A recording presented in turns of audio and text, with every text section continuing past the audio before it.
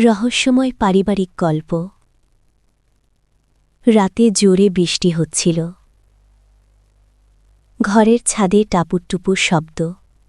ছেলে আমার কাছে এসে বলল, মা, ভয় লাগছে। আমি তাকে পাশে বসতে ইশারা করলাম। বৃষ্টির শব্দে কথা বলতে একটু জোরে বলতে হচ্ছিল। সে বলল, মা, এই বৃষ্টির মতোই আমার ভালোবাসা তোমার উপর ঝরছে। জানালার কাছে বৃষ্টির ফোঁটা গড়িয়ে পড়ছিল। বিজলি চমকাতেই আমি একটু চমকে গেলাম। সে আমাকে কাছে টেনে নিল। ভয় পেও না মা, আমি আছি। তার বুকে বুকের উষ্ণতা অনুভব করলাম। বজ্রপাতের শব্দ হল। সে আমার কান চেপে ধরল।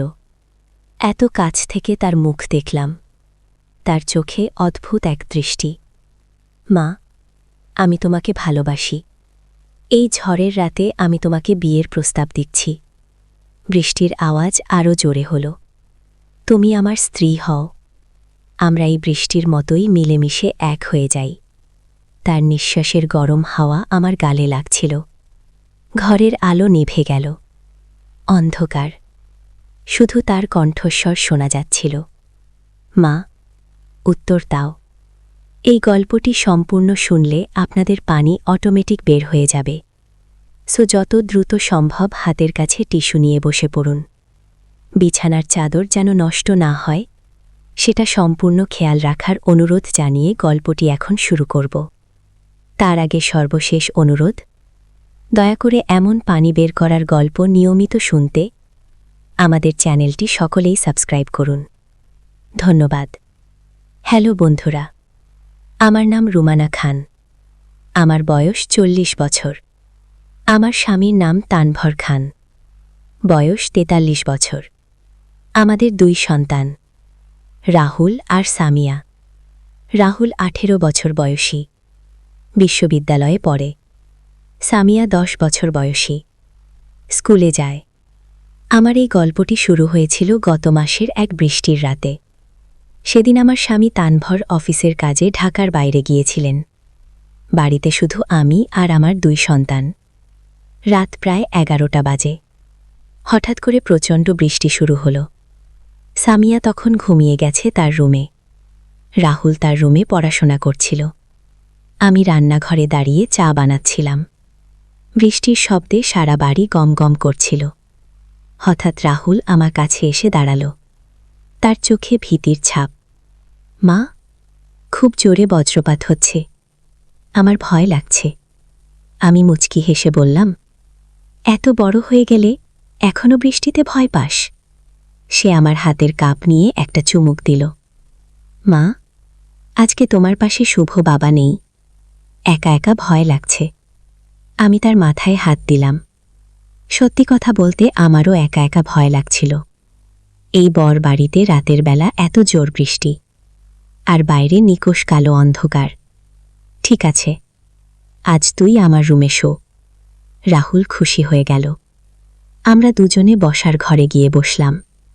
বৃষ্টির শব্দ ক্রমাগত বাড়ছিল। জানালার কাছে বৃষ্টির ফোঁটা এসে লাগছিল। রাহুল আমার পাশে এসে বসল। মা, এই বৃষ্টির শব্দ শুনতে কেমন যেন লাগছে। আমি বললাম, কেমন? সে বলল, মনে হচ্ছে প্রকৃতি তার সব আবেগ ঠেলে দিচ্ছে। হঠাৎ একটা জোর বজ্রপাত হল। আমি চমকে গেলাম। রাহুল তৎক্ষণাৎ আমার হাত ধরল। ভয় পেও না মা, আমি আছি তো। তার হাতের স্পর্শে আমি একটু শান্তি পেলাম। কিন্তু একটা অদ্ভুত অনুভূতি হচ্ছিল। রাহুল আজকাল কেমন যেন হয়ে গেছে। আগের চেয়ে বেশি আমার কাছাকাছি থাকার চেষ্টা করে। আমার সাথে বেশি কথা বলতে চায়। আরেকটা বিদ্যুৎ চমকে গেল, এইবার আরও জোরে। ঘরের লাইট একবার নিভে গিয়ে আবার জ্বলে উঠল। রাহুল আমাকে একটু কাছে টেনে নিল।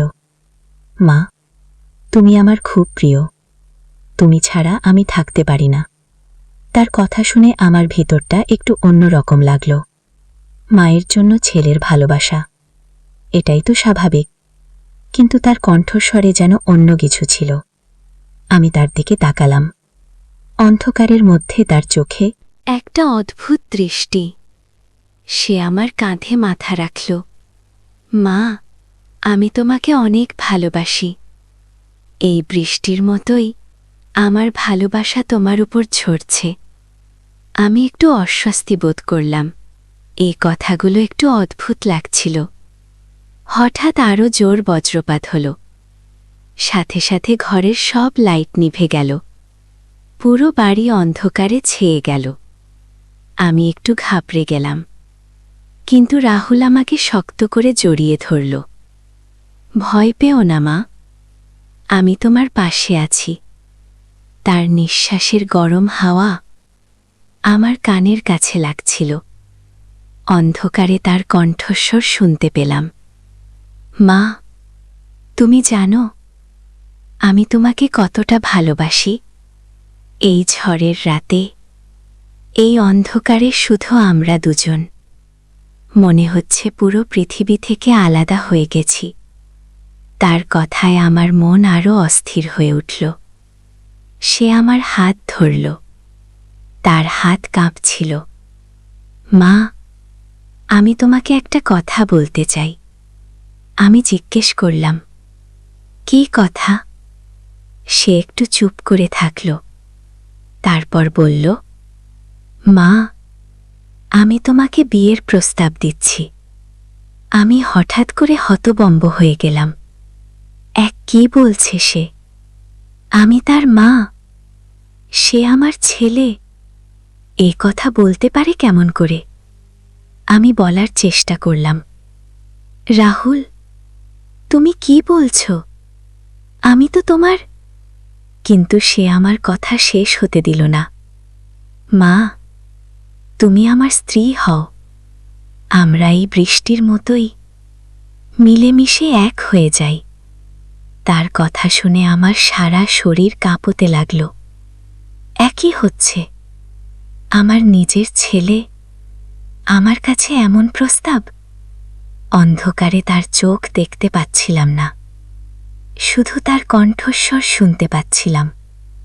মা, উত্তর দাও, তুমি আমার প্রস্তাব মেনে নেবে? আমি কিছু বলতে পারছিলাম না। মাথা ঘুরে যাচ্ছিল। এই অবস্থায় হঠাৎ করে বিদ্যুৎ এলো। ঘরে আলো জ্বলে উঠল। আমি রাহুলের দিকে তাকালাম। তার চোখে সেই একই দৃষ্টি, একটা অদ্ভুত হাসি তার মুখে। কিন্তু তারপরেই আমি লক্ষ্য করলাম একটা বিচিত্র ব্যাপার। রাহুলের হাতে একটা ছোট রিমোট কন্ট্রোল। সে সেটা দিয়ে কি যেন করছিল। আমি জিজ্ঞেস করলাম, এটা কি রাহুল? হেসে বলল, মা, এটা হলো আমার নতুন আবিষ্কার, একটা সাউন্ড ইফেক্ট মেশিন। আমি বুঝতে পারলাম না। রাহুল ব্যাখ্যা করল, মা, আমি ইলেকট্রনিক্স নিয়ে পড়াশোনা করি তো। আমি একটা ছোট ডিভাইস বানিয়েছি, যেটা দিয়ে বজ্রপাতের শব্দ তৈরি করা যায়। আর ঘরের লাইট নেভানোর জন্য একটা রিমোট কন্ট্রোল সুইচ লাগিয়েছি। আমি অবাক হয়ে গেলাম। মানে, তুমি সবকিছু নকল করেছিলে? রাহুল মাথা নেড়ে বলল, হ্যাঁ মা, আসলে আমি তোমার সাথে একটা মজা করতে চেয়েছিলাম। আমি জানতে চেয়েছিলাম ভয় পেলে মানুষের মানসিক অবস্থা কেমন হয়। এটা আমার সাইকোলজির প্রজেক্ট। আমি রেগে গেলাম। তোমার মাথা খারাপ? এইভাবে মজা করতে হয়? আমার তো হার্ট অ্যাটাক হয়ে যেতে পারত। রাহুল দুঃখিত মুখে বলল, সরি মা, আমি ভাবিনি তুমি এত ভয় পাবে। আমি শুধু একটা এক্সপেরিমেন্ট করতে চেয়েছিলাম। তারপর সে আরও বলল, মা, আসলে আমাদের সাইকোলজির প্রফেসর একটা অ্যাসাইনমেন্ট দিয়েছিলেন। আমাদের বলেছিলেন চরম পরিস্থিতিতে মানসিক প্রতিক্রিয়া পর্যবেক্ষণ করতে। আমি ভেবেছিলাম একটা ভয়ের পরিবেশ তৈরি করে তোমার রিয়াকশন দেখব। আমি বুঝতে পারলাম এই সবই ছিল রাহুলের একটা পরিকল্পিত পরীক্ষা। কিন্তু সেই যে অদ্ভুত কথাগুলো বলেছিল, সেগুলো। রাহুল বলল, মা, সেইগুলো আমি ইন্টারনেট থেকে পড়েছিলাম। সাইকোলজিক্যাল হরর স্টোরির ডায়লগ। আমি ভেবেছিলাম এভাবে বললে তুমি আরও ভয় পাবে। আমি স্বস্তির নিঃশ্বাস ফেললাম, কিন্তু এখনও রেগে আছি। রাহুল, এরকম করতে নেই। আমি সত্যিই খুব ভয় পেয়েছিলাম।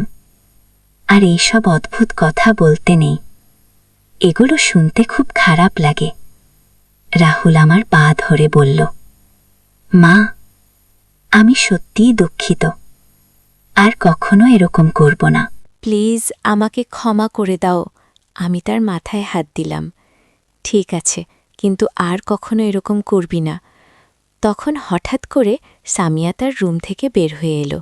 ঘুম ভাঙা চোখে বলল, কি হচ্ছে? তোমরা এত জোরে কথা বলছো কেন? আমি বললাম, কিছু না মা, তুই আবার ঘুমিয়ে যা। সামিয়া আবার তার রুমে চলে গেল। রাহুল তখন আমাকে বলল, মা, আসলে আমার এই এক্সপেরিমেন্টের আরেকটা উদ্দেশ্য ছিল। আমি বুঝতে চেয়েছিলাম সত্যিকারের বিপদের সময় পরিবারের সদস্যরা কেমনভাবে একসাথে থাকে। আমি বললাম, সেটা তো ভালো উদ্দেশ্য, কিন্তু পদ্ধতিটা ঠিক ছিল না। রাহুল বলল, মা, আমি আরেকটা কথা বলতে চাই। আমি সত্যিই তোমাকে অনেক ভালোবাসি। তুমি আমার সবচেয়ে প্রিয় মানুষ। কিন্তু সেটা একজন ছেলের তার মায়ের জন্য যেরকম ভালোবাসা হওয়া উচিত সেই রকম। আমি তার কথায় খুশি হলাম। আমিও তোমাকে অনেক ভালোবাসি রাহুল, তুমি আমার গর্ব। রাহুল বলল, মা, আমার এই পরীক্ষা থেকে আমি একটা গুরুত্বপূর্ণ জিনিস শিখেছি। সেটা হলো পরিবারের বন্ধন কতটা শক্তিশালী। যখন আমি তোমাকে ভয় পেতে দেখেছি, আমিও ভিতরে ভিতরে খারাপ লাগছিল। তারপর সে বলল, মা, আমি আরেকটা জিনিস বুঝেছি। মানুষের মন খুবই জটিল। চরম পরিস্থিতিতে মানুষ অদ্ভুত সব কথা ভাবে, কিন্তু সেগুলো সবসময় তার আসল মনের কথা না। আমি বললাম, তুমি ঠিকই বলেছ। মানুষ যখন ভয় পায় তখন তার চিন্তাভাবনা স্বাভাবিক থাকে না। রাহুল বলল, হ্যাঁ মা, আর আমি আজকে বুঝেছি যে সম্পর্কের মধ্যে বিশ্বাস আর সততা কতটা জরুরি। আমি তোমার সাথে মিথ্যা করেছি, আর তার ফলে তুমি ভুল বুঝেছ। এরপর আমরা দুজনে অনেকক্ষণ কথা বললাম। রাহুল তার পরীক্ষার ফলাফল আমার সাথে শেয়ার করল। সে বলল, মা, আমি আজকে দেখেছি ভয়ের মুখে মানুষ কেমনভাবে প্রতিক্রিয়া দেখায়। প্রথমে তুমি চমকে গিয়েছিলে, তারপর আমার কাছে সাহায্য চেয়েছিলে। এটা একটা স্বাভাবিক প্রতিক্রিয়া। আমি বললাম, রাহুল, তোমার পরীক্ষা সফল হয়েছে, কিন্তু আগামীতে এরকম করার আগে আমাকে একটু বলে রেখো। রাহুল হেসে বলল, মা, তাহলে তো পরীক্ষার উদ্দেশ্যই নষ্ট হয়ে যাবে। সেই রাতে আমরা দুজনে আরও অনেক কথা বললাম। পারিবারিক বন্ধন, মানুষের মানসিকতা, বিজ্ঞানের অগ্রগতি নিয়ে। রাহুল তার ভবিষ্যৎ পরিকল্পনার কথা বলল। সে সাইকোলজি নিয়ে আরও পড়াশোনা করতে চায়। পরের দিন সকালে সামিয়া তানভীর বাড়ি ফিরলেন। আমি তাকে গতকালের ঘটনা বললাম। তিনি প্রথমে রেগে গেলেন, কিন্তু পরে রাহুলের পরীক্ষার উদ্দেশ্য শুনে বুঝতে পারলেন। তিনি রাহুলকে বললেন, ভালো উদ্দেশ্য ছিল, কিন্তু পরবর্তীতে এরকম করার আগে আমাদের সাথে আলোচনা করে নিস। রাহুল এরপর তার বিশ্ববিদ্যালয়ে এই পরীক্ষার রিপোর্ট জমা দিল। তার প্রফেসর খুব প্রশংসা করলেন, বললেন, খুব ভালো পদ্ধতিতে পরীক্ষা করেছ, তবে এথিক্সের বিশ্বাসটা মাথায় রাখতে হবে। কয়েক মাস পরে রাহুল আরেকটা পরীক্ষা করল। এইবার সে সামিয়াকে নিয়ে, কিন্তু সেটা আগে থেকেই আমাদের জানিয়ে রাখল। সে দেখতে চাইছিল বাচ্চারা কেমনভাবে পরিবর্তনশীল পরিস্থিতিতে মানিয়ে নেয়া। সামিয়াকে বলা হলো একটা গেম খেলতে। সেই গেমে তাকে বিভিন্ন সমস্যার সমাধান করতে হবে। রাহুল লুকিয়ে লুকিয়ে তার প্রতিক্রিয়া দেখল। পরে সামিয়াকে সব বলে দিল। সামিয়া খুব খুশি হল। সে বলল, দাদা, আমিও তোমার মতো পরীক্ষা করব। রাহুল হেসে বলল, ঠিক আছে, কিন্তু আগে ভালো করে শিখে নিস। এভাবে আমাদের পরিবারে একটা নতুন আগ্রহের সৃষ্টি হলো, মানুষের মনোবিজ্ঞান নিয়ে। আমরা সবাই মিলে বিভিন্ন বই পড়তে শুরু করলাম। টেলিভিশনে সাইকোলজি নিয়ে অনুষ্ঠান দেখতাম। রাহুল বলল, মা, আমি বুঝেছি যে পারিবারিক পরিবেশে শিক্ষা কতটা গুরুত্বপূর্ণ। তোমরা আমার পরীক্ষায় সাহায্য করেছ, আমার ভুলগুলো ধরিয়ে দিয়েছ। এটা আমার জন্য খুবই মূল্যবান। আমি বললাম, পরিবার তো এজন্যই, আমরা একে অপরের থেকে শিখি, একসাথে বেড়ে উঠি। তানভীরও বললেন, রাহুল, তোমার এই আগ্রহ আমার ভালো লাগছে, কিন্তু মনে রেখো, মানুষের সাথে পরীক্ষা করার সময় সব সময় তাদের সম্মতি নিতে হবে। রাহুল মাথা নাড়ল। হ্যাঁ বাবা, আমি সেটা বুঝে গেছি। আমার পরবর্তী সব পরীক্ষায় আমি এই নিয়ম মেনে চলব। কয়েক সপ্তাহ পরে রাহুল একটা আরও বড় প্রজেক্ট শুরু করল। সে আমাদের এলাকার বিভিন্ন পরিবারের সাথে কথা বলে তাদের পারিবারিক বন্ধনের গভীরতা বুঝতে চাইছিল। এইবার সে সবার কাছ থেকে আগেই অনুমতি নিল। প্রতিদিন সন্ধ্যায় রাহুল বিভিন্ন বাড়িতে যেত। সেখানে পরিবারের সদস্যদের সাথে কথা বলত, তাদের সুখ দুঃখের গল্প শুনত। কেউ কেউ তাদের সমস্যার কথাও বলত। একদিন রাহুল বাড়িতে এসে বলল, মা, আমি একটা অদ্ভুত জিনিস দেখেছি। অনেক পরিবারের সদস্যরা একে অপরের সাথে খোলামেলা কথা বলতে পারে না। তারা নিজেদের মনের কথা লুকিয়ে রাখে। আমি জিজ্ঞেস করলাম, কেন তারা এমন করে? রাহুল বলল, মা, মনে হচ্ছে তারা ভয় পায় যে সত্যি কথা বললে পরিবারের অন্যরা তাদের ভুল বুঝবে। আমি বললাম, আমাদের পরিবারেও কি এমন কিছু আছে? রাহুল একটু ভেবে বলল, মা, আমাদের পরিবারের যোগাযোগ অনেক ভালো, কিন্তু কিছু কিছু বিষয়ে আমরাও হয়তো সবসময় সত্যি কথা বলি না। আমি উৎসুক হলাম, যেমন কি? রাহুল বলল, যেমন সামিয়া কখনো কখনো স্কুলে খারাপ রেজাল্ট করলে সেটা লুকিয়ে রাখে। আমিও মাঝে মাঝে আমার কলেজের কোনো সমস্যা তোমাদের বলি না। আমি বললাম, কিন্তু সেগুলো তো ছোট বিষয়, আমরা মূল বিষয়গুলোতে সৎ। রাহুল বলল, হ্যাঁ মা, সেটা ঠিক, কিন্তু আমি যে পরিবারগুলোর সাথে কথা বলেছি তাদের মধ্যে কেউ কেউ অনেক বড় বিষয়ও লুকিয়ে রাখে। কেউ তাদের আর্থিক সমস্যা বলে না, কেউ তাদের স্বাস্থ্য সমস্যা লুকায়। এই কথা শুনে আমি চিন্তিত হলাম, এতে কি সমস্যা হয়? রাহুল বলল, মা, অনেক সমস্যা হয়। যখন পরিবারের সদস্যরা একে অপরের প্রকৃত অবস্থা জানে না, তখন তারা সঠিক সাহায্য করতে পারে না। তানভীর এসে আমাদের কথায় যোগ দিলেন। রাহুল, তুমি খুব গুরুত্বপূর্ণ একটা বিষয় তুলে ধরেছ। সত্যিই পারিবারিক যোগাযোগ অনেক পরিবারের দুর্বল দিক। রাহুল বলল, বাবা, আমি ভাবছি এই নিয়ে আরও কাজ করব, হয়তো পরিবারগুলোকে সাহায্য করতে পারব। পরের মাসে রাহুল একটা ছোট ওয়ার্কশপের আয়োজন করল। আমাদের এলাকার কয়েকটা পরিবারকে নিমন্ত্রণ জানালো। বিষয় ছিল পারিবারিক যোগাযোগ উন্নতি। আমি আর তানভীর তাকে সাহায্য করলাম। সেই ওয়ার্কশপে রাহুল বিভিন্ন কৌশল শেখালো, যেগুলো দিয়ে পরিবারের সদস্যরা একে অপরের সাথে আরও ভালোভাবে কথা বলতে পারে। সবাই খুব আগ্রহ নিয়ে শুনুন। অনেকে বললে যে এই পরামর্শগুলো তাদের কাজে লাগবে। একজন মহিলা বললেন, রাহুল, তুমি যে কথাগুলো বলেছ সেগুলো আমি আমার পরিবারে প্রয়োগ করে দেখব। আরেকজন বাবা বললেন, আমি আমার ছেলে মেয়েদের সাথে এইভাবে কথা বলার চেষ্টা করব। ওয়ার্কশপ শেষে রাহুল আমাদের বলল, মা, বাবা, আমি মনে করি আমার এই কাজটা অনেক প্রয়োজনীয়। অনেক পরিবার আছে যারা সঠিক যোগাযোগ না করার কারণে সমস্যায় পড়ে। আমি গর্বিত হলাম। রাহুল, তুমি সত্যিই একটা ভালো কাজ করছো। তোমার সেই প্রথম পরীক্ষা থেকে শুরু করে এখন পর্যন্ত তুমি অনেক দূরে গিয়েছ।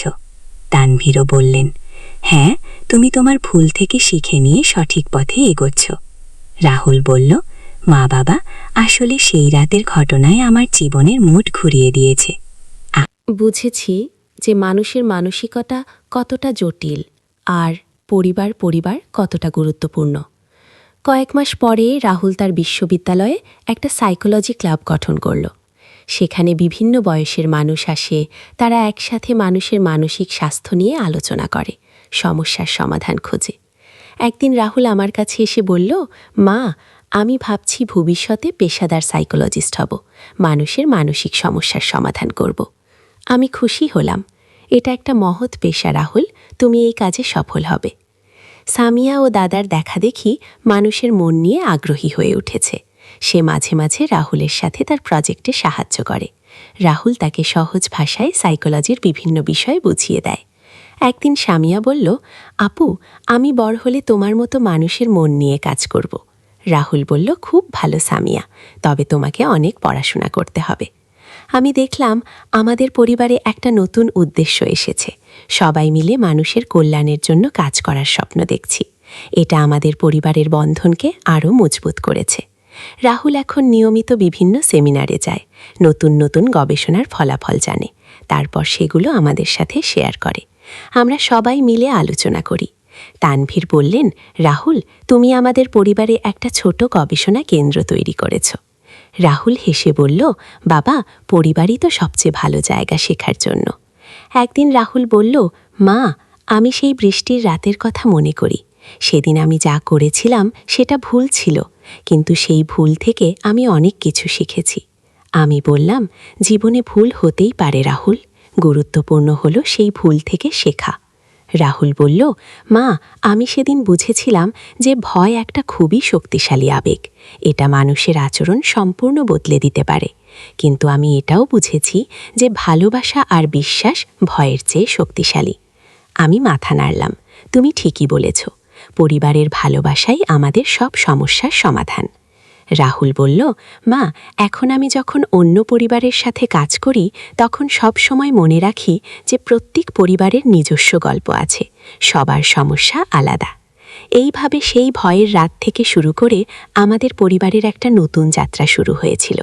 রাহুলের সেই পরীক্ষা আমাদের সবাইকে অনেক কিছু শিখিয়েছে। সবচেয়ে বড় কথা, আমাদের পারস্পরিক বোঝাপড়া আরও গভীর হয়েছে। আজকে যখন আমি সেই রাতের কথা মনে করি তখন হাসি পায়। কত ভয় পেয়েছিলাম, কিন্তু সেই ভয় থেকেই তো আমাদের পরিবারের একটা নতুন অধ্যায় শুরু হয়েছিল। রাহুল এখন প্রায়ই বলে, মা, সেই রাতে আমি তোমার কাছে যে কথাগুলো বলেছিলাম সেগুলো শুধু অভিনয় ছিল, কিন্তু তোমার প্রতি আমার যে শ্রদ্ধা আর ভালোবাসা সেটা শতভাগ সত্যি। আমি বলি, আমিও তোমাকে অনেক ভালোবাসি রাহুল, তুমি আমার গর্ব। এই হলো আমাদের সেই রাতের গল্প, একটা ভয়ের রাত থেকে শুরু করে আমাদের পরিবারের নতুন স্বপ্নের গল্প। কখনো কখনো জীবনে এমন ঘটনা ঘটে যা আমাদের সম্পূর্ণ বদলে দেয়। আমাদের ক্ষেত্রেও তেমনটাই হয়েছিল। একদিন আলী সাহেব সোহেলের অফিসে এলেন। সোহেল তাকে দেখে অবাক হয়ে গেল। স্যার, আপনি এখানে? হ্যাঁ সোহেল, তোমার অফিস একবার দেখতে চাইলাম, খুব সুন্দর হয়েছে গো। আলী সাহেব পুরো অফিস ঘুরে দেখলেন, কর্মচারীদের সাথে কথা বললেন, তারপর সোহেলের রুমে এসে বসলেন। সোহেল, তুমি অনেক দূর এসেছো। মনে আছে 7 বছর আগে তুমি যখন আমার অফিসে প্রথম এসেছিলে চা বানানোর কাজ করতে? হ্যাঁ স্যার, সব মনে আছে। ইউনো, আমি গর্বিত যে আমি তোমাকে একটা সুযোগ দিয়েছিলাম, আর তুমি সেই সুযোগকে কাজে ব্যবস্থা করল ঠিক 14 দিনের দিন। সোহেল ইনভেস্টরকে 1 কোটি টাকা ফেরত দিল। ইনভেস্টর টাকা নিয়ে চলে গেলেন। সোহেল তার অফিসে ফিরে এসে চেয়ারে বসে কাঁদল। এত চাপ, এত টেনশন সব যেন একসাথে বের হয়ে এলো। মিনা এসে তাকে জড়িয়ে ধরল। আমরা পেরেছি সোহেল, আমরা পেরেছি। শেষ অধ্যায়, পুনঃ উদ্ধার। এই ঘটনার পর সোহেল আরও সাবধান হয়ে গেল। সে বুঝল ব্যবসায় শুধু সাহস নাই, বুদ্ধিও লাগে। ঝুঁকি নিতে হয়, কিন্তু হিসাব করে। প্রজেক্ট চলতে থাকল। এবার সোহেল আরও সতর্কতার সাথে সবকিছু পরিচালনা করল। প্রতিটা খরচ হিসাব করল, প্রতিটা সিদ্ধান্ত ভেবেচিন্তে নিল। আরও 1 বছর পর 20 ফ্লোর বিজনেস টাওয়ার সম্পন্ন হল। চমৎকার বিল্ডিং, শহরের অন্যতম সুন্দর ভবন। বিল্ডিংয়ের উদ্বোধন অনুষ্ঠানে শহরের মেয়র এলেন, অনেক ব্যবসায়ী, সাংবাদিক এলো। সোহেলের নাম পত্রিকায় ছাপা হল। স্বপ্নের শহরে এক তরুণ উদ্যোক্তার সফলতার গল্প। প্রজেক্ট থেকে সোহেলের লাভ হল প্রায় 2 করোড় টাকা। এই টাকা দিয়ে সে সব ঋণ শোধ করল।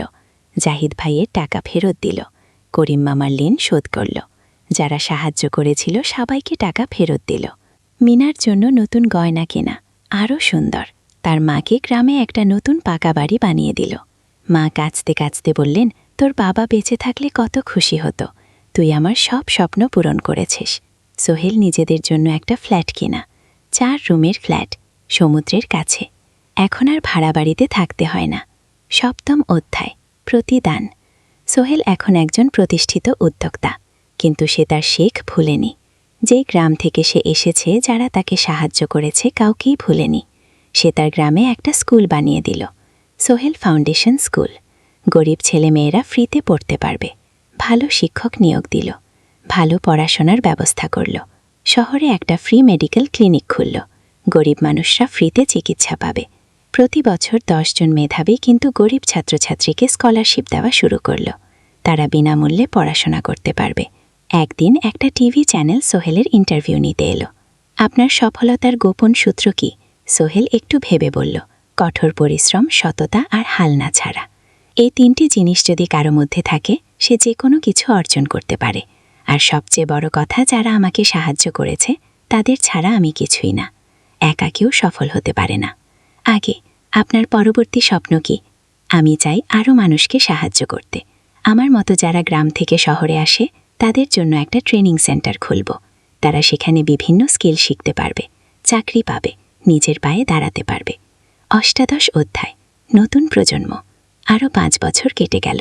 সোহেল এখন ৪৫ বছরের, তার মেয়ে সারা এখন ৯ বছরের। স্কুলে ক্লাস 4-এ পড়ে, খুব মেধাবী মেয়ে। একদিন সারা বাবাকে জিজ্ঞেস করল, বাবা, তুমি কিভাবে এত বড় হলে?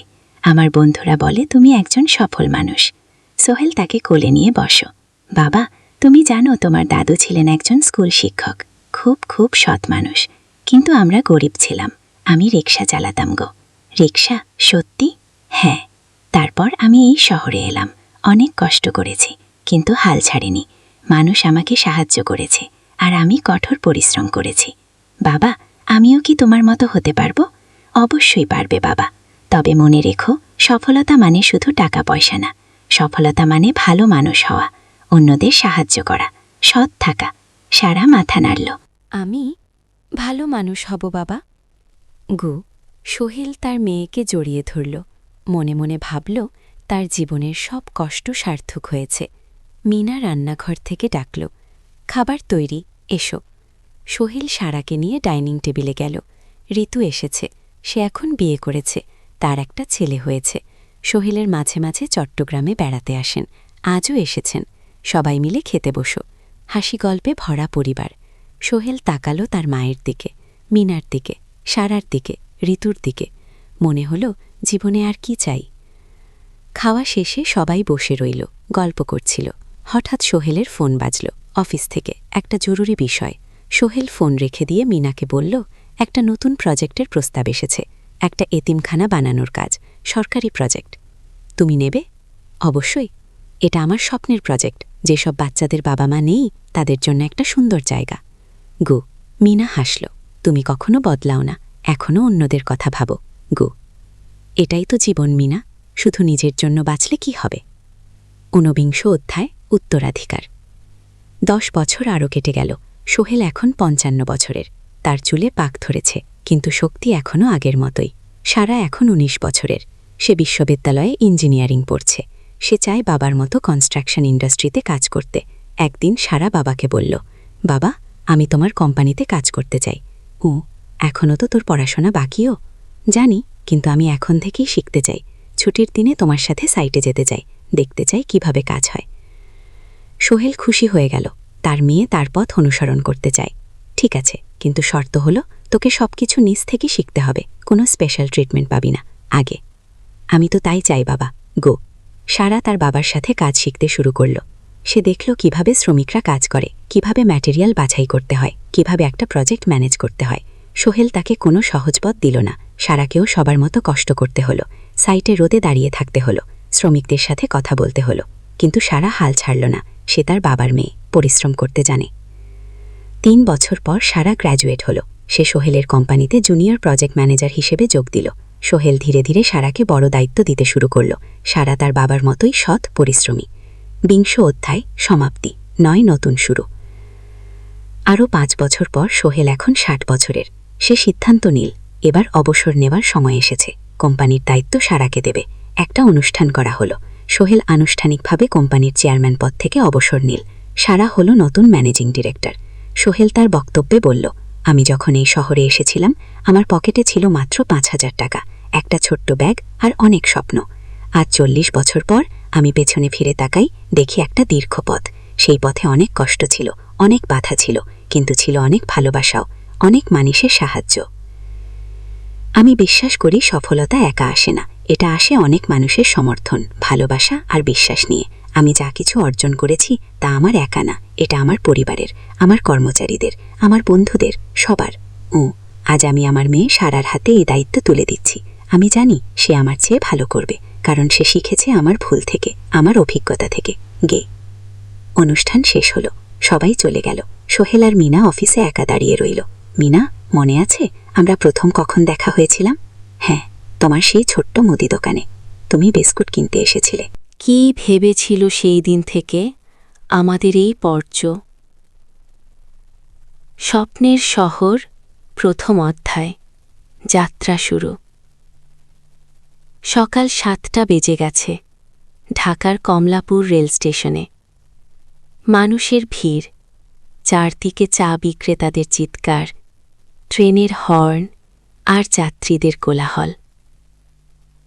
এই বিশাল ভিড়ের মধ্যে একটা ছোট্ট ব্যাগ হাতে দাঁড়িয়ে আছে সোহেল। বয়স মাত্র 22, গায়ের রং শ্যামলা, চোখে স্বপ্নের ঝিলিক। ভাইজান, চট্টগ্রামের টিকিট আছে? সোহেল টিকিট কাউন্টারের সামনে দাঁড়িয়ে জিজ্ঞেস করল। আছে, 30 টাকা, কাউন্টারের লোকটা উত্তর দিল। সোহেল তার পকেট থেকে টাকা বের করল, মোট 5,000 টাকা। এই টাকা সে জমিয়েছে গত 3 বছরে রিকশা চালিয়ে। তার স্বপ্ন ছিল চট্টগ্রাম গিয়ে একটা ভালো চাকরি পাওয়া। গ্রামে আর থাকতে চায় না সে। বাবা মারা গেছেন 10 বছর আগে। মা আর ছোট বোন ঋতুকে নিয়ে সংসার চালাচ্ছিল রিকশা চালিয়ে। কিন্তু এভাবে তো আর সারা জীবন চলবে না। টিকিট কেটে সোহেল প্ল্যাটফর্মে এলো। ট্রেন ছাড়বে আর মাত্র 15 মিনিট পরে। সে একটা বেঞ্চে বসে পড়ল, ব্যাগটা বুকের কাছে চেপে ধরল। এই ব্যাগে আছে তার সব সম্পদ, কিছু কাপড়, একটা ছোট্ট ফোটো ফ্রেমে বাবা মায়ের ছবি, আর কিছু টাকা। কোথায় যাচ্ছেন? পাশে বসা একজন বয়স্ক মানুষ জিজ্ঞেস করলেন। চট্টগ্রাম কাকা, চাকরি খুঁজতে যাচ্ছি। সোহেল বিনয়ের সাথে উত্তর দিল। ভালো, তবে শহরে সাবধানে থাকবেন। শহর মানে অনেক সুযোগ, কিন্তু অনেক ফাঁদও আছে। খুব বয়স্ক লোকটা বললেন। সোহেল মাথা নাড়ল। সে জানে শহরের জীবন সহজ না, কিন্তু তার কোনো বিকল্প নেই। গ্রামে রিকশা চালিয়ে মাসে 3,500 টাকা আয় হতো। তার মধ্যে সংসার চালাতে হতো, বোনের স্কুলের খরচ দিতে হতো, মায়ের ওষুধের খরচ দিতে হতো। কিছুই বাঁচত না। আর এই জীবন থেকে বেরোনোর একটাই পথ, শহরে গিয়ে ভালো কাজ খুঁজে নেওয়া।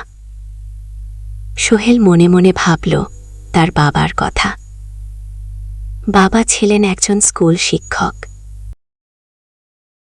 মানুষ ছিলেন। সব সময় বলতেন, সোহেল, তুই লেখাপড়া শিখে বড় মানুষ হবি।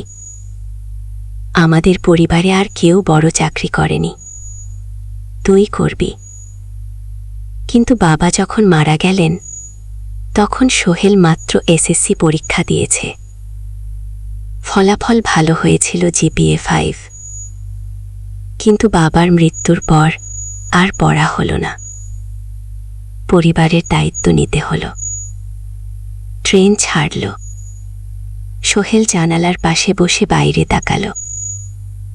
ধানু ক্ষেত, নদী, ছোট ছোট গ্রাম, সব পেছনে ফেলে ট্রেন এগিয়ে চল। সোহেলের মনে হল সে যেন তার পুরনো জীবনটাকেও পেছনে ফেলে আসছে। ট্রেনে একজন হকার এসে চা বিক্রি করছিল। সোহেল একটা চা কিনল, 10 টাকা। চা খেতে খেতে সে ভাবছিল চট্টগ্রাম পৌঁছে কি হবে। করিম মামা তাকে সাহায্য করবেন তো? চাকরি পাওয়া যাবে তো? করিম মামা আসলে সোহেলের খুব দুঃসম্পর্কের মামা। সোহেলের দাদির বোনের ছেলে।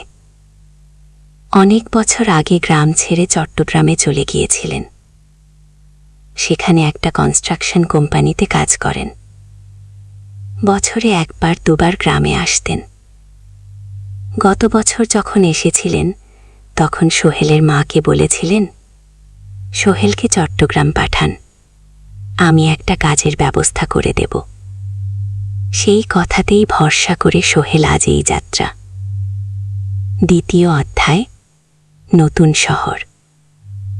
চট্টগ্রাম পৌঁছাতে প্রায় 6 ঘন্টা লেগে গেল। দুপুর 1টা বাজে। সোহেল স্টেশন থেকে বের হয়ে শহরের রাস্তায় দাঁড়াল। কি বিশাল শহর! এত গাড়ি, এত মানুষ, চারদিকে উঁচু উঁচু বিল্ডিং, দোকানপাট, মানুষের ভিড়। সোহেল কিছুক্ষণ দাঁড়িয়ে থাকল। সবকিছু দেখতে দেখতে তার মনে হচ্ছিল সে যেন অন্য কোনো পৃথিবীতে এসে পড়েছে। তার পকেটে একটা ছোট্ট কাগজ আছে, সেখানে লেখা একটা ঠিকানা, করিম মিয়া, বাড়ি নং 23, রোড নং 5, আগ্রাবাদ, চট্টগ্রাম। সোহেল একটা রিকশা ডাকল। কত নেবেন আগ্রাবাদ? যেতে 50 টাকা। গুহ। সোহেল রিকশায় উঠল।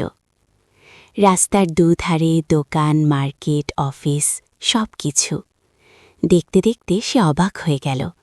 এত বড় শহর, এত কিছু, গ্রামের সেই ছোট্ট বাজারের সাথে কোনো তুলনাই হয় না। প্রায় আধা ঘন্টা পর রিকশা একটা পুরনো বাড়ির সামনে থামল। 3 তলা বাড়ি, কিন্তু রং উঠে গেছে। সিঁড়ি দিয়ে উঠে 3য় তলায় করিম মামার ফ্ল্যাটে নক করল। দরজা খুলল এক মধ্যবয়সী মহিলা। কে? আসসালামু আলাইকুম আপা, আমি সোহেল, নোয়াখালীর গ্রাম থেকে এসেছি। করিম মামা বাড়িতে আছেন? মহিলা তাকে মাথা থেকে পা পর্যন্ত দেখল। করিম তো অফিসে গেছে, তুমি কে, কোথা থেকে এসেছ? সোহেল সব খুলে বলল। মহিলা তাকে ভেতরে ঢুকতে দিল। বসো। করিম সন্ধ্যায় ফিরবে। গোহ। ফ্ল্যাটটা ছোট, 2টো রুম, একটা ছোট্ট রান্নাঘর আর একটা বাথরুম। কিন্তু সোহেলর কাছে খুব সুন্দর লাগল। গ্রামের সেই টিনের ঘরের চেয়ে তো অনেক ভালো। মহিলা তার নাম জানাল, সালমা, করিম মামার স্ত্রী। তাদের 2টো ছেলে, একজন ক্লাস 8-এ পড়ে আর একজন ক্লাস 5-এ। খেয়েছ? সালমা আপা জিজ্ঞেস করল। না আপা। অপেক্ষা করো, ভাত আছে, মাছ আছে, খাও। সোহেল প্রথমে রাজি হতে চাইল না, কিন্তু খুব খিদে পেয়েছিল। সকাল থেকে শুধু একটা চা আর বিস্কুট খেয়েছে। খাওয়া দাওয়ার পর সোহেল বসে রইল। সালমা আপা তাকে গল্প করতে লাগল। তোমার মা কেমন আছেন? তোমার বোন ভালো আছে? আপা মার একটু গেটে বাত আছে, ওষুধ খাচ্ছেন। বোন স্কুলে পড়ে। তুমি কি করতে চাও এখানে? চাকরি খুঁজছি আপা, যে কোনো কাজ করব। বাসায় মা আর বোনকে টাকা পাঠাতে হবে। সালমা আপা মাথা নাড়াল। করিম তোমার জন্য কিছু একটা করবে, সে ভালো মানুষ। সারাদিন অপেক্ষা করো। সন্ধ্যা 6টায় করিম মামা ফিরলেন। 50-এর কাছাকাছি বয়স, কালো রঙের প্যান্ট শার্ট পরা, হাতে একটা ব্যাগ। আরে সোহেই, কবে এলি? করিম মামা খুশি হয়ে বললেন। আজ সকালে। মামাগি। করিম মামা তাকে জড়িয়ে ধরলেন। অনেকদিন পর দেখলাম, কেমন আছিস? ভালো আছি মামাগি। ভালো করেছিস এসে, এখানে অনেক সুযোগ আছে। তোর জন্য একটা কাজের ব্যবস্থা করে দেব, তবে প্রথমে কয়েকদিন এখানে থাক, শহরটা একটু চিনে নে, তারপর কাজে যোগ দিবি। গো। সোহেলের মনে আশার আলো জ্বলল। সে ভাবল হয়তো তার ভাগ্য এবার পাল্টাবে। 3য় অধ্যায়, প্রথম চাকরি। 1 সপ্তাহ পরে করিম মামা সোহেলকে তার কোম্পানিতে নিয়ে গেলেন। কোম্পানির নাম আলামিন কনস্ট্রাকশন। অফিসটা শহরের কেন্দ্রে, 5 তলা একটা বিল্ডিংয়ের দোতলায়। মালিক আলী সাহেব, 50-এর কাছাকাছি বয়স, মোটা চেহারা, চোখে সোনার ফ্রেমের চশমা। বদলাক মানুষ, কিন্তু খুব কড়া। এই ছেলেটাকে কি কাজে লাগাবেন? আলী সাহেব করিম মামাকে জিজ্ঞেস করলেন। স্যার, ও আমার আত্মীয়, গ্রাম থেকে এসেছে, খুব পরিশ্রমী, যে কোনো কাজে লাগাতে পারেন। আলী সাহেব সোহেলের দিকে তাকালেন। তুমি কি পড়েছ? Sir, SSC pass, GPA 4.50। ভালো। কম্পিউটার চালাতে পারো? না স্যার, পারি না, কিন্তু শিখতে চাই। আলী সাহেব একটু ভাবলেন। ঠিক আছে, তোমাকে অফিসের কাজে রাখব, ফাইল গোছানো, চা বানানো, কাগজপত্র নিয়ে যাওয়া। না। মাসে 5,000 টাকা, রাজি আছো? জি স্যার। সোহেল খুশি হয়ে গেল। 5,000 টাকা, রিকশা চালিয়ে 3,500 পেত, এখানে 5,000। কাজ শুরু হলো পরদিন থেকে। সকাল 8টায় অফিসে যেতে হয়, ফিরতে হয় সন্ধ্যা 7টায়। প্রথম দিন সোহেল ঘুম থেকে উঠল ভোর 5টায়, তৈরি হয়ে 7:30টায় অফিসের উদ্দেশ্যে বের হল। করিম মামার বাড়ি থেকে অফিস প্রায় 5 কিলোমিটার, বাসে যেতে হয়। অফিসে পৌঁছে সোহেল দেখল সে প্রথম আলী সাহেব এখনও আসেননি। অফিস খোলা ছিল না, 8-10 মিনিট পর একজন লোক এসে অফিস খোল। তুমি নতুন? জি, আমি সোহেল। তুমি? আমি জাহিদ, অ্যাসিস্ট্যান্ট ম্যানেজার। এসো। জাহিদ ভাই, সোহেলকে সবকিছু দেখাও। অফিসে মোট 6 জন কর্মচারী, 2 জন ইঞ্জিনিয়ার, 1 জন অ্যাকাউন্টেন্ট, 1 জন অ্যাসিস্ট্যান্ট ম্যানেজার জাহিদ ভাই, 1 জন রিসেপশনিস্ট, আর এখন সোহেল। সোহেলের কাজ শুরু হলো চা বানানো দিয়ে, তারপর অফিস পরিষ্কার করা, ফাইল গুছানো, কাগজপত্র এক জায়গা থেকে আরেক জায়গায় নিয়ে যাওয়া।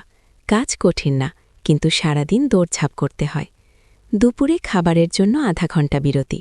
সোহেল একটা ছোট হোটেলে গিয়ে ভাতরাল তরকারি খেল, 50 টাকা। সন্ধ্যায় অফিস বন্ধ হল। সোহেল ক্লান্ত হয়ে বাসায় ফিরল। কেমন লাগলো প্রথম দিন? করিম মামা জিজ্ঞেস করলেন। ভালো মামা, অনেক কিছু শিখলাম। প্রথম মাসের শেষে সোহেল বেতন পেল 5,000 টাকা। সে 3,000 টাকা মাকে পাঠাল। মা ফোনে কাঁদতে লাগলেন।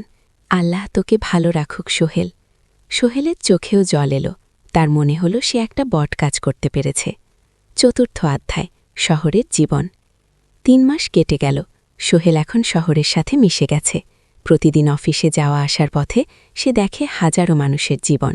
কেউ সফল, কেউ ব্যর্থ, কিন্তু সবাই চলছে নিজের পথে। সোহেল অফিসের কাজের পাশাপাশি কম্পিউটার শেখার চেষ্টা করছে। অফিসে একটা কম্পিউটার আছে।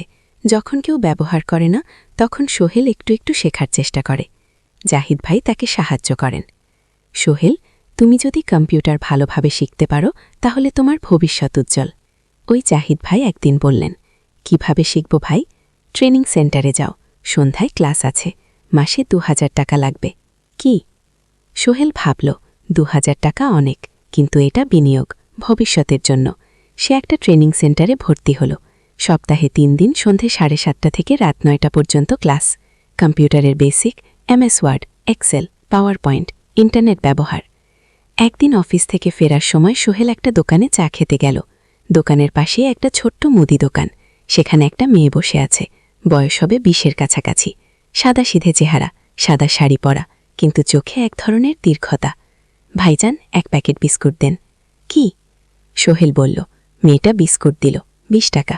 সোহেল টাকা দিয়ে যাচ্ছিল, হঠাৎ মেয়েটা বলল, আপনি নতুন এসেছেন এই এলাকায়, তাই না? হ্যাঁ, 3 মাস হল। কিভাবে বুঝলেন? আপনার চেহারা দেখেই বোঝা যায়, এখনও গ্রামের ছোঁয়া আছে, আর আপনি প্রতিদিন এই পথ দিয়ে যান। দেখেছি। কি? মেয়েটা হাসল। সোহেলও হেসে ফেলল। আপনি খুব পর্যবেক্ষক মনে হচ্ছে। জীবনে অনেক কিছু দেখেছি, তাই মানুষকে চিনতে শিখেছি। কি? আপনার নাম মিনা। এই দোকান আমার বাবার, উনি অসুস্থ, তাই আমি দেখছি। কি? সেদিন থেকে সোহেল প্রায় সেই দোকানে যেতে শুরু করল। মিনার সাথে গল্প করত। ধীরে ধীরে তাদের মধ্যে একটা বন্ধুত্ব তৈরি হল। মিনাও তার জীবনের গল্প বলল। মিনার মা মারা গেছেন যখন সে মাত্র 7 বছরের। বাবা আব্দুল হামিদ একা হাতে মিনাকে বট করেছেন। মুদি দোকান দিয়ে সংসার চালান। মিনা কলেজে পড়ে, অনার্স 2nd ইয়ার। সকালে কলেজে যায়, দুপুরে ফিরে এসে দোকান সামলায়। বাবার হার্টের সমস্যা আছে, তাই ভারী কাজ করতে পারেন না। তোমার স্বপ্ন কি? একদিন সোহেল জিজ্ঞেস করল। গ্র্যাজুয়েশন শেষ করে একটা ভালো চাকরি করব, তারপর বাবাকে ভালো চিকিৎসা করাবো। তুমি? আমিও চাকরি করে পরিবারকে ভালোভাবে দেখভাল করতে চাই। মা আর বোনকে নিয়ে শহরে আনব, একদিন ঘুরাতে। দুজনেই নিজেদের স্বপ্নের কথা বলতে গিয়ে বুঝে তাদের স্বপ্ন অনেকটা একই রকম। 5ম অধ্যায়। অধ্যায় বিপদ। 6 মাস কেটে গেল। সোহেল এখন আলী সাহেবের খুব প্রিয় কর্মচারী। সে শুধু চা বিস্কুট দেওয়ার কাজই করে না, এখন কম্পিউটারেও কিছু কাজ শিখেছে। ছোটখাটো টাইপিং, ডেটা এন্ট্রি এসব করতে পারে। আলী সাহেব খুশি হয়ে তার বেতন বাড়িয়ে 8,000 টাকা করে দিয়েছেন। একদিন রাতে সোহেল অফিস থেকে ফিরছিল। সেদিন একটু দেরি হয়ে গেছে, রাত প্রায় 9টা।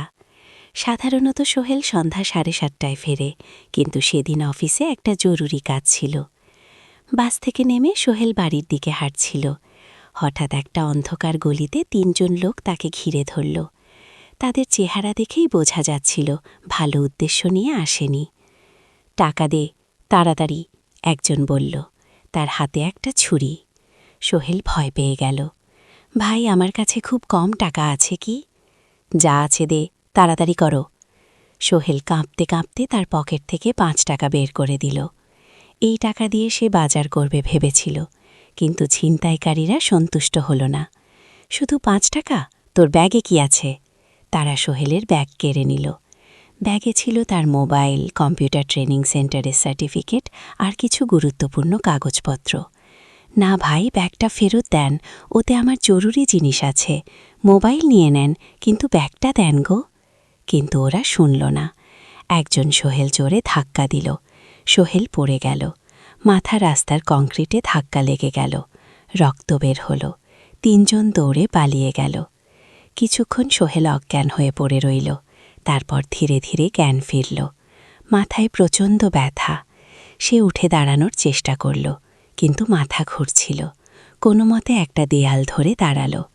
একজন পথচারী তাকে দেখে থামল। কি হয়েছে ভাই? ছিনতাই হয়েছে। কি এসো, আমি তোমাকে হাসপাতালে নিয়ে যাইব। কিন্তু সোহেল রাজি হল না। ঠিক আছে, বাড়ি যেতে পারব। সে কোনো মতে করিম মামার বাড়িতে পৌঁছাল। দরজা খুলেই সালমা আপা চিৎকার করে উঠলেন, ও আল্লাহ, কি হয়েছে? করিম মামা দৌড়ে এলেন। সোহেলকে ভেতরে নিয়ে গেলেন। তার মাথায় জল ঢেলে রক্ত পরিষ্কার করলেন। কথাটা বেশ গভীর।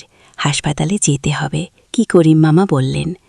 তারা একটা অটোরিকশা নিয়ে নিকটস্থ হাসপাতালে গেলেন। ডাক্তার সোহেলের মাথায় 3টে সেলাই দিলেন। বলল 1 সপ্তাহ বিশ্রাম নিতে হবে, কোনো ভারী কাজ করা যাবে নাই। হাসপাতাল থেকে ফিরে সোহেল শুয়ে রইল। তার মনে হচ্ছিল সবকিছু শেষ হয়ে গেছে। মোবাইল চলে গেছে, গুরুত্বপূর্ণ কাগজপত্র চলে গেছে। এখন 1 সপ্তাহ অফিস করতে পারবে না। পরদিন সকালে করিম মামা আলী সাহেবকে ফোন করে সব জানালেন। আলী সাহেব বললেন, ঠিক আছে, সোহেল ভালো হয়ে এলে আসবে, চিন্তার কিছু নেই। মিনা যখন এই খবর শুনল, সে সন্ধ্যায় সোহেলকে দেখতে এলো করিম মামার বাড়িতে। এনেছিল কিছু ফল। কি হয়েছিল? মিনা চিন্তিত গলায় জিজ্ঞেস করল। সোহেল সব বলল। মিনা রেগে গেল। এই শহরে এখন অনেক অপরাধ বেড়ে গেছে, পুলিশ কিছু করে না। তুমি পুলিশে রিপোর্ট করেছ? না, লাভ নেই। তবুও করা উচিত, তোমার মোবাইলটা হয়তো খুঁজে পাওয়া যাবে। করিম মামা সোহেলকে নিয়ে পুলিশ স্টেশনে গেলেন। জেনারেল ডায়েরি করলেন, কিন্তু পুলিশ খুব একটা আশা দিল না। দেখি কিছু করা যায় কি না। সোহেল বুঝল মোবাইল আর ফিরবে না। সেই 1 সপ্তাহ সোহেলের জীবনের সবচেয়ে কঠিন সময় ছিল। সে শুধু শারীরিকভাবেই ক্ষতিগ্রস্ত হয়নি, মানসিকভাবেও ভেঙে পড়েছিল। প্রতি রাতে দুঃস্বপ্ন দেখত। সেই 3 জন ছিনতাইকারীর মুখ ভুলতে পারছিল না। মিনা প্রায় প্রতিদিন আসত, তাকে সাহস দিত। তুমি হাল ছেড়ো না সোহেল, জীবনে এরকম খারাপ সময় আসে। কিন্তু এটা কাটিয়ে ওঠাই হলো আসল বীরত্ব। সোহেলের মা গ্রাম থেকে ফোন করতেন, করিম মামার মোবাইল থেকে। তুই ভালো আছিস তো? সোহেল মাকে সব সত্যি বলেনি, শুধু বলেছে, হ্যাঁ মা, ভালো আছি, একটু জ্বর হয়েছিল, এখন ভালো। 1 সপ্তাহ পর সোহেল আবার অফিসে গেল। আলী সাহেব তাকে দেখে খুশি হলেন। কেমন আছো? ভালো আছি স্যার। ঠিক আছে, তবে প্রথম কয়েকদিন হালকা কাজ করবে। সোহেল আবার কাজে মন দিল, কিন্তু একটা জিনিস তাকে খুব কষ্ট দিচ্ছিল। তার মোবাইল নেই, মায়ের সাথে কথা বলতে পারছে না। নিয়মিত করিম মামার মোবাইল চাইতে সংকোচ লাগে। একদিন জাহিদ ভাই তাকে ডাকলেন, সোহেল, আমার একটা পুরনো মোবাইল আছে, তুমি ব্যবহার করো না? ভাই, আমি? নাও, আমার কাজে লাগছে না, তুমি রাখো গো। সোহেল কৃতজ্ঞতায় প্রায় কেঁদে ফেল। ধন্যবাদ ভাই। মোবাইল পেয়ে সোহেল প্রথমেই মাকে ফোন করল। মা খুব খুশি হলেন। এতদিন ফোন করিসনি কেন? মা, মোবাইলটা নষ্ট হয়ে গিয়েছিল, নতুন নিয়েছি। মায়ের গলায় স্বস্তি ফুটে উঠল। 6ষ্ঠ অধ্যায়, নতুন সুযোগ। আরও 3 মাস কেটে গেল। সোহেল পুরোপুরি সুস্থ হয়ে গেছে। তার জীবন আবার স্বাভাবিক হয়ে এসেছে। সে এখন কম্পিউটার ট্রেনিং শেষ করেছে, সার্টিফিকেট পেয়েছে। কিন্তু একটা ঘটনা তার জীবনে বড় পরিবর্তন নিয়ে এলো। একদিন সকালে আলী সাহেব তাকে ডাকলেন, সোহেল বর্ষ। সোহেল বর্ষ। মনে একটু ভয় লাগছিল, আলী সাহেব কি তাকে বকবেন? সোহেল, তুমি তো এখন কম্পিউটার চালাতে পারো? জি স্যার, একটু একটু শিখেছি। ভালো, আমি তোমার কাজ দেখছি। তুমি খুব পরিশ্রমী। আরশাদ, আমাদের কোম্পানিতে এরকম মানুষের দরকার গো। সোহেল কিছু বুঝতে পারছিল না। আমি তোমাকে একটা সুযোগ দিতে চাই। আমাদের কোম্পানি একটা ট্রেনিং প্রোগ্রাম চালু করছে নতুন কর্মচারীদের জন্য। 6 মাসের কোর্স, কম্পিউটার অ্যাকাউন্টিং, ভবন নির্মাণের হিসাব নিকাশ, প্রজেক্ট ম্যানেজমেন্ট সব শিখবে। কোম্পানি সব খরচ দেবে। ট্রেনিংয়ের সময় তোমার বেতনও চলবে। রাজি আছো? সোহেল বিশ্বাস করতে পারছিল না। স্যার, সত্যি আমাকে এত বড় সুযোগ দিচ্ছেন? হ্যাঁ, তুমি ভালো ছিলে, পরিশ্রমী। আমি তোমাকে এগিয়ে দিতে চাই। ভবিষ্যতে তুমি এই কোম্পানির একজন গুরুত্বপূর্ণ কর্মচারী হবে। সোহেল কৃতজ্ঞতায় প্রায় কেঁদে ফেল। ধন্যবাদ স্যার, আমি কঠোর পরিশ্রম করব। আমি জানি গো। সেদিন সন্ধ্যায় সোহেল মিনার দোকানে গেল। মিনাকে খবরটা দিল। মিনা খুব খুশি হল। তার চোখে জল এসে গেল। তুমি পারবে সোহেল, আমি জানি গো। সোহেল তার মা আর বোনকেও ফোন করে খবরটা দিল। মা কাঁদতে লাগলেন। তোর বাবা বেঁচে থাকলে কত খুশি হতো। ট্রেনিং শুরু হলো। পরের মাস থেকে প্রতিদিন সকালে 3 ঘন্টা ক্লাস, তারপর বাকি সময় অফিসের কাজ। ক্লাসে 5 জন নতুন কর্মচারী, সবাই তরুণ, উৎসাহী। শিক্ষক ছিলেন একজন অভিজ্ঞ ইঞ্জিনিয়ার, নাম রহিম স্যার। তিনি খুব ভালোভাবে সবকিছু বোঝাতেন। কম্পিউটার অ্যাকাউন্টিং, এক্সেলের জটিল ক্যালকুলেশন, প্রজেক্টের বাজেট তৈরি, সময় ব্যবস্থাপনা সব। সোহেল পুরো মনোযোগ দিয়ে শিখতে লাগল। সন্ধ্যায় বাড়ি ফিরে প্র্যাকটিস করত। করিম মামার ছেলের কাছ থেকে একটা ল্যাপটপ ধার নিত কখনো কখনো। 6 মাস পরে ট্রেনিং শেষ হলো। সবাই সার্টিফিকেট পেল। আলী সাহেব একটা অনুষ্ঠান করলেন। সোহেল সেরা পারফর্মার হিসেবে একটা বিশেষ পুরস্কার পেল, 5,000 টাকা বোনাস। আলী সাহেব ঘোষণা করলেন, সোহেল, আজ থেকে তুমি আমাদের জুনিয়র অ্যাকাউন্ট অ্যাসিস্ট্যান্ট। তোমার বেতন 15,000 টাকা। সোহেল অবাক হয়ে গেল। 8,000 থেকে 15,000, প্রায় দ্বিগুণ। সেদিন রাতে সোহেল ঘুমাতেই পারল না। খুশিতে উত্তেজনায় তার চোখে ঘুম নেই। সে ভাবল, তার জীবন কিভাবে বদলে যাচ্ছে। 2 বছর আগে যে রিক্সা চালক, আজ সে একটা নামকরা কোম্পানির অ্যাকাউন্ট অ্যাসিস্ট্যান্ট। 7ম অধ্যায়, প্রেম ও প্রস্তাব।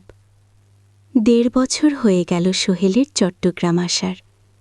সে এখন একজন সফল যুবক। তার মা গ্রামে খুব খুশি। প্রতি মাসে সোহেল 10,000 টাকা পাঠায়। ছোট বোন ঋতু এখন কলেজে ভর্তি হয়েছে। সোহেলের পাঠানো টাকায় মায়ের চিকিৎসাও ভালোভাবে হচ্ছে। মিনার সাথে সোহেলের সম্পর্ক এখন আর শুধু বন্ধুত্ব নয়। দুজন দুজনকে ভালোবাসে, কিন্তু কেউ কাউকে সরাসরি বলার সাহস পায়নি। প্রতিদিন দেখা হয়, গল্প হয়, কিন্তু সেই একটা কথা বলা হয়ে ওঠে না। একদিন শুক্রবার, ছুটির দিন। সোহেল মিনাকে বলল, আজকে একটু ঘুরতে যাবে? কোথায়? পতেঙ্গা বিচ। তুমি কি কখনো গেছ? না, কিন্তু আমার দোকান গোল। শুক্রবার, তোমার বাবা সামলাবেগ। মিনা রাজি হয়ে গেল। দুপুরে দুজনে বাস নিয়ে পতেঙ্গা গেল। সমুদ্র দেখে মিনা অবাক হয়ে গেল। কি সুন্দর! দুজনে বালিতে বসল। ঢেউয়ের শব্দ শুনতে শুনতে গল্প করছিল। হঠাৎ সোহেল বলল, মিনা, তোমার সাথে কিছু বলার ছিল। বলো সোহেল। একটা লম্বা শ্বাস নিল। তুমি জানো, আমি তোমাকে ভালোবাসি। মিনা হাসল, তার চোখ ভিজে গেল। জানি, আমিও তোমাকে ভালোবাসি। সোহেল গো। সোহেল অবাক হয়ে গেল। সত্যি? হ্যাঁ, অনেক দিন ধরেই জানি। তুমি আমার জীবনে এসে সব কিছু বদলে দিয়েছ। তোমার সাথে থাকলে আমার মনে হয় আমি যে কোনো কিছু করতে পারব গো। দুজনে কিছুক্ষণ চুপ করে বসে রইল। সমুদ্রের ঢেউ এসে পায়ে লাগছিল। সূর্য পশ্চিমে ঢেলে পড়ছে। আকাশ লাল খোমলা হয়ে গেছে। কিন্তু আমার বাবার সাথে কথা বলতে হবে, রেখে মিনা বলল, আমি তৈরি। যখন বলবে তখন বলবো। পরের সপ্তাহে সোহেল মিনার বাবার সাথে কথা বলল। আব্দুল হামিদ সাহেব প্রথমে একটু দ্বিধা করলেন। তুমি কোন পরিবারের ছেলে? তোমার বাবা কি করতেন? সোহেল সব সত্যি বলল।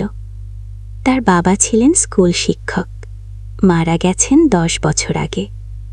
মা গ্রামে থাকেন, ছোট বোন কলেজে পড়ে। তুমি নিজে কি করো?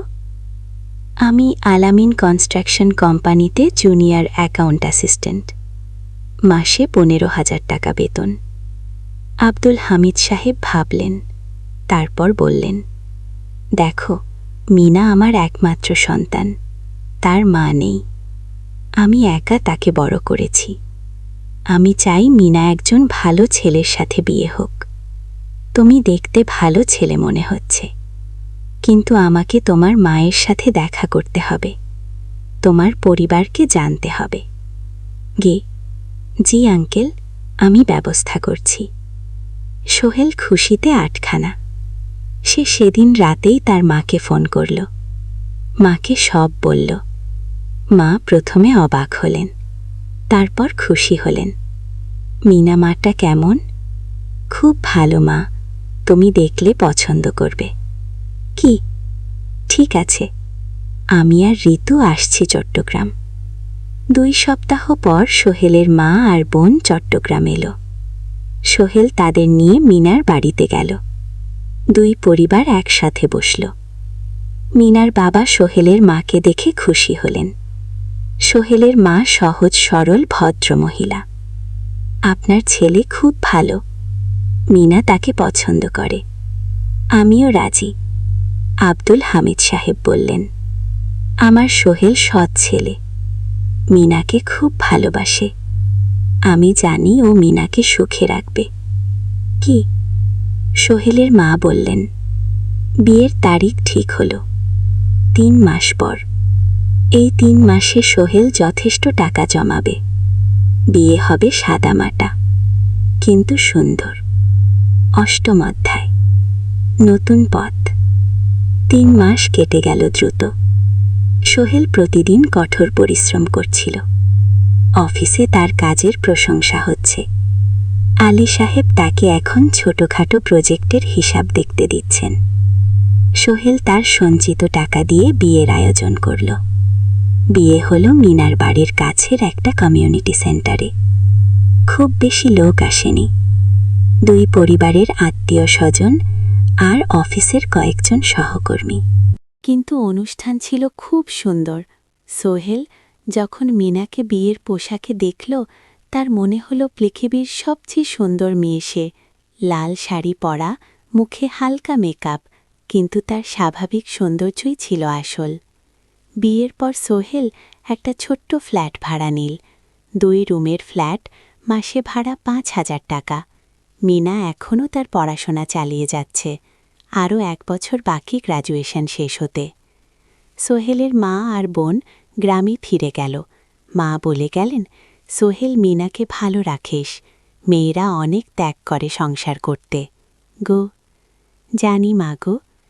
নতুন জীবন শুরু হলো। সোহেল সকালে অফিসে যায়, সন্ধ্যায় ফেরে। মিনা সকালে কলেজে যায়, দুপুরে ফিরে রান্না করে, ঘর গোছায়। সন্ধ্যায় দুজনে একসাথে বসে পড়াশোনা করে, গল্প করে, টিভি দেখে। জীবন সুন্দর ছিল, কিন্তু চ্যালেঞ্জও ছিল। মাসিক খরচ, ভাড়া ৫,০০০, বাজার ৩,০০০, বিদ্যুৎ গ্যাস ১,০০০, মায়ের জন্য ৫,০০০, মিনার কলেজের খরচ ১,০০০-২,০০০, মোট প্রায় ১৪,০০০ টাকা। বাঁচা তো মাত্র ১,০০০ খানেক। কিন্তু সোহেল হাল ছাড়ল না। শেষ সন্ধ্যায় একটা কম্পিউটার ট্রেনিং সেন্টারে পার্ট টাইম পড়ানো শুরু করল, সপ্তাহে ৩ দিন ২ ঘন্টা করে। এতে মাসে আরও ৩,০০০ টাকা আসতে লাগল। মিনাও বসে থাকল না।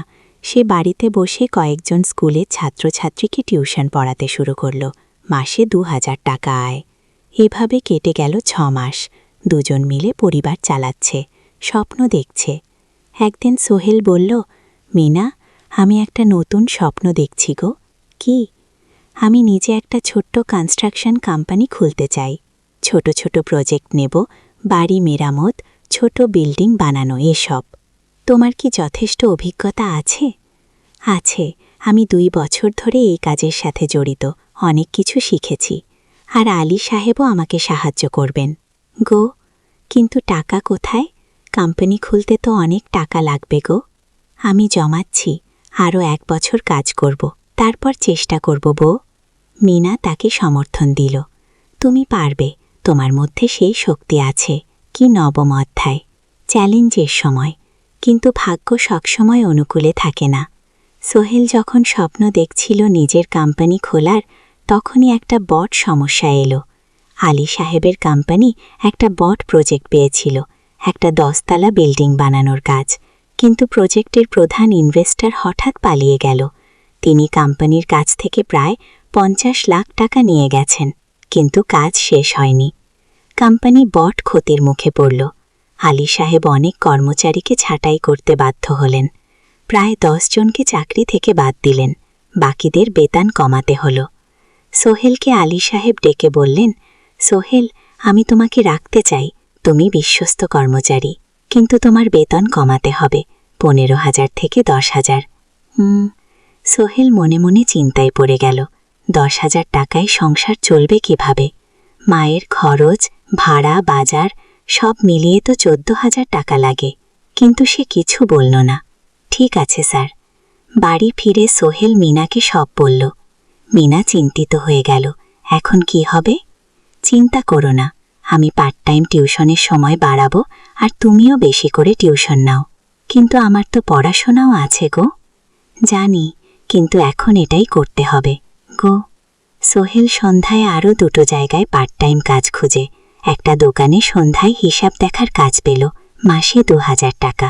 আর একটা জায়গায় সপ্তাহান্তে কম্পিউটার রিপেয়ারের কাজ পেল, মাসে ১,৫০০ টাকা। মিনাও ৩ জন নতুন স্টুডেন্ট নীল টিউশনে। তার আয় বাড়ল ২,০০০ থেকে ৩,৫০০-এ। এই কঠিন সময় ছিল। সোহেল সকাল ৮টায় অফিসে যেত, সন্ধ্যায় ৬টায় ফেরত, তারপর একটু বিশ্রাম নিয়ে ৭:৩০টায় বের হতো পার্ট টাইম কাজে। রাত ১০টায় বাড়ি ফিরত। রবি সোমবার কম্পিউটার রিপেয়ারের কাজ। মিনাও সকালে কলেজে যেত, দুপুরে ফিরে রান্না করত, তারপর বিকেলে টিউশন পড়াতো, রাতে খাওয়া দাওয়ার পর পড়াশোনা করত। দুজনেরই শরীর খারাপ হতে শুরু করল। সোহেল একদিন অফিসে অজ্ঞান হয়ে পড়ে গেল। ডাক্তার দেখাতে নিয়ে গেল। ডাক্তার বলল, অতিরিক্ত পরিশ্রম, শরীরে পুষ্টির অভাব, ঠিকমতো খাচ্ছেন না মনে হচ্ছে। গিয়ে সত্যি কথা, খরচ বাঁচাতে সোহেল আর মিনা অনেক সময় কম খেত।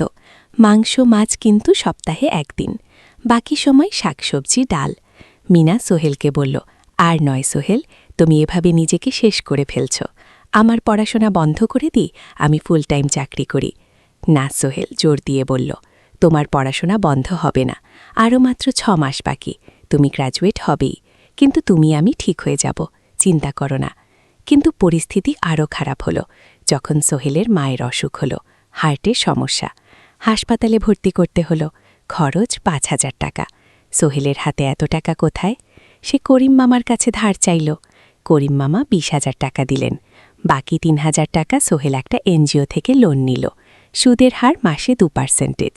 মায়ের চিকিৎসা হলো, তিনি সুস্থ হয়ে গেলেন। কিন্তু সোহেল এখন ঋণের বোঝায় পড়ে গেল। প্রতি মাসে ৩,০০০ টাকা করে কিস্তি দিতে হবে। সেই রাতে সোহেল আর মিনা বিছানায় শুয়ে কথা বলছিল। সোহেল বলল, মিনা আমি মনে হয় ভুল করেছি, শহরে এসে বিয়ে করে তোমাকে কষ্টে ফেলেছি। গোলমিনা তার হাত ধরল। না সোহেল, তুমি ভুল করনি। জীবনে এরকম খারাপ সময় আসে, কিন্তু এটা কাটিয়ে ওঠাই হলো আসল শক্তি। আমরা একসাথে আছি, একসাথে থাকব, সব কিছু ঠিক হয়ে যাবে। মিনার কথাই সোহেল একটু সাহস পেল। হাল ছাড়া যাবে না। 10ম অধ্যায়, আলোর দিকে। 3 মাস পরে পরিস্থিতি একটু ভালো হতে শুরু করল। আলী সাহেবের কোম্পানি একটা নতুন প্রজেক্ট পেল, একটা স্কুল বিল্ডিং বানানোর কাজ। কোম্পানি আবার স্থিতিশীল হতে শুরু করল। আলী সাহেব সোহেলকে ডেকে বললেন, সোহেল, আমি তোমার কঠোর পরিশ্রম দেখেছি। খারাপ সময়েও তুমি কোম্পানি ছেড়ে যাওনি। আমি কৃতজ্ঞ। আজ থেকে তোমার বেতন আবার 15,000 টাকা। সোহেল খুশি হয়ে গেল। ধন্যবাদ স্যার। ও মিনাও গ্র্যাজুয়েশন শেষ করল, ভালো ফলাফল করল। সে এখন চাকরি খুঁজছে। একদিন মিনা একটা প্রাইভেট স্কুলে শিক্ষিকার ইন্টারভিউ দিতে গেল। ইন্টারভিউ ভালো হলো, তাকে নিয়োগ দেয়া হলো। বেতন 12,000 টাকা। সেদিন সন্ধ্যায় দুজনে মিলে একটা ছোট্ট পার্টি করল। একটা বিরিয়ানি কিনল, কোমল পানীয় কিনল, দুজনে মিলে খেলো। আমরা পেরেছি সোহেল। মিনা বলল, হ্যাঁ আমরা পেরেছি। এখন দুজনের মিলিয়ে আয় 27,000 টাকা। খরচ চালানোর পর প্রায় 10,000 টাকা বাঁচে। সোহেল এই টাকা দিয়ে লোন শোধ করতে শুরু করল। পার্ট টাইম কাজগুলো ছেড়ে দিল। শরীরের যত্ন নেওয়া শুরু করল। আরও 6 মাস পরে সোহেলের কাছে একটা বড় সুযোগ এলো। আলী সাহেব একদিন তাকে ডাকলেন, সোহেল, তুমি কি নিজের ব্যবসা করতে চাও? স্যার, আমি তোমাকে একটা ছোট্ট প্রজেক্ট দিতে চাই, একটা 3তলা বিল্ডিংয়ের কনস্ট্রাকশন। তুমি ম্যানেজ করবে, আমি শুধু সুপারভাইজ করব। লাভের 50% তোমার।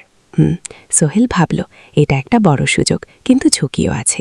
যদি কাজটা ভালোভাবে না হয়, স্যার আমি চেষ্টা করব, কিন্তু যদি ভুল হয়, ভুল হবে না।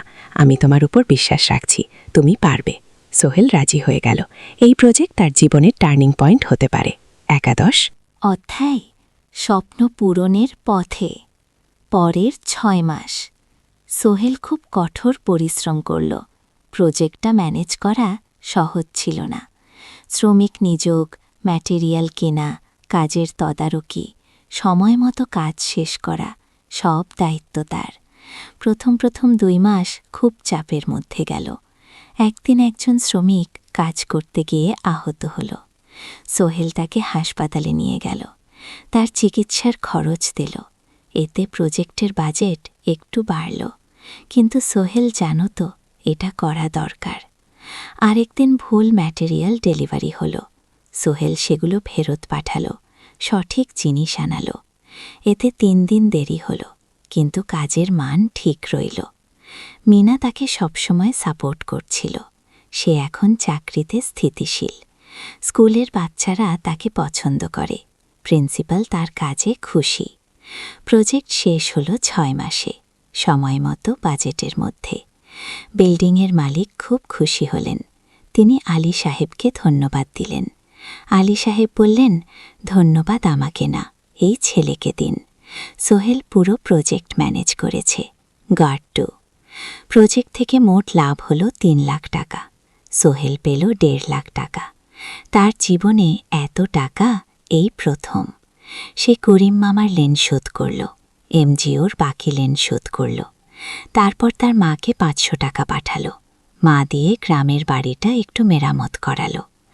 বোন ঋতুর জন্য একটা ল্যাপটপ কিনল। বাকি টাকা দিয়ে সোহেল একটা ব্যাংক অ্যাকাউন্টে জমা রাখল, ভবিষ্যতের জন্য। আলী সাহেব সোহেলকে আরও 2টো প্রজেক্ট দিলেন, এবার একটু বড়। সোহেল আত্মবিশ্বাসের সাথে সেগুলো শেষ করল। 2 বছর পরে সোহেল সিদ্ধান্ত নিল, এবার নিজের কোম্পানি খোলার সময় এসেছে। দ্বাদশ অধ্যায়, নতুন শুরু।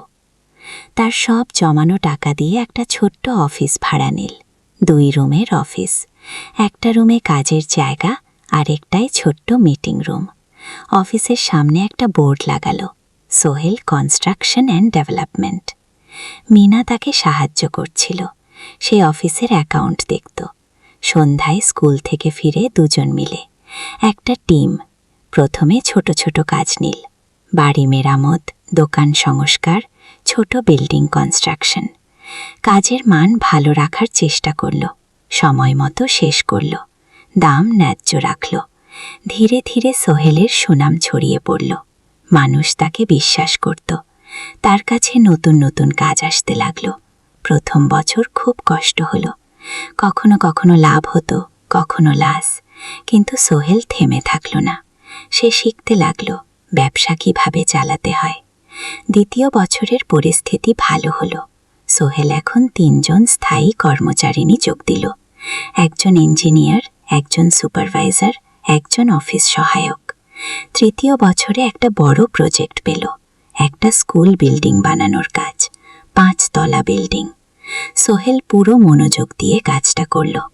শ্রমিকদের ভালো বেতন দিল, ভালো ম্যাটেরিয়াল ব্যবহার করল, সময় মতো কাজ শেষ করল। স্কুল কর্তৃপক্ষ খুব খুশি হল। তারা সোহেলের কাজের প্রশংসা করল।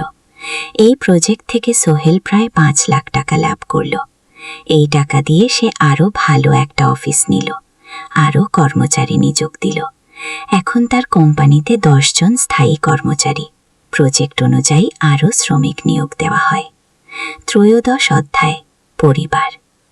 এদিকে সোহেল আর মিনার সংসারেও খুশির খবর এলো। মিনা গর্ভবতী। 9 মাস পর তাদের একটা মেয়ে হলো। নাম রাখল সারা। সারা যখন জন্মালো, সোহেলের মা আর বোন চট্টগ্রামে এলো। মা 1 মাস থেকে গেলেন, মিনাকে সাহায্য করলেন। সোহেল এখন একটা বড় ফ্ল্যাট ভাড়া নিয়েছে, 3 রুমের ফ্ল্যাট। একটা রুমে সোহেল, মিনা, একটা সারা, আর একটাই অতিথি রুম। মায়ের জন্য সোহেল সিদ্ধান্ত নিল তাকে চট্টগ্রামে নিয়ে আসবে। গ্রামে একা থাকা ঠিক না, কিন্তু মা রাজি হলেন না। বাবা, আমি গ্রামেই থাকব, এখানে আমার পরিচিত মানুষ আছে। তোর বোনকে নিয়ে যা, ও ঢাকায় পড়ছে, চট্টগ্রামে এনে ভালো কোথাও ভর্তি করিয়ে দে। সোহেল তাই করল। ঋতুকে চট্টগ্রাম বিশ্ববিদ্যালয়ে ভর্তি করিয়ে দিল। ঋতু এখন সোহেলের ফ্ল্যাটে থাকে। বিশ্ববিদ্যালয়ে পড়ে সোহেলের মনে হল তার জীবন এখন পরিপূর্ণ। স্ত্রী, মেয়ে, বোন সবাই তার কাছে। ব্যবসা ভালো চড়ে মা গ্রামে সুখে আছেন। চতুর্দশ অধ্যায়, সফলতা শিখরে। 5 বছর কেটে গেল। সোহেল এখন একজন সফল উদ্যোক্তা। তার কোম্পানি কি সোহেল কনস্ট্রাকশন অ্যান্ড ডেভেলপমেন্টই এখন চট্টগ্রামে বেশ পরিচিত। প্রায় 30 জন কর্মচারী তার অধীনে কাজ করে। সোহেল এখন শুধু ছোট প্রজেক্ট করে না, বড় বড় প্রজেক্টও করে।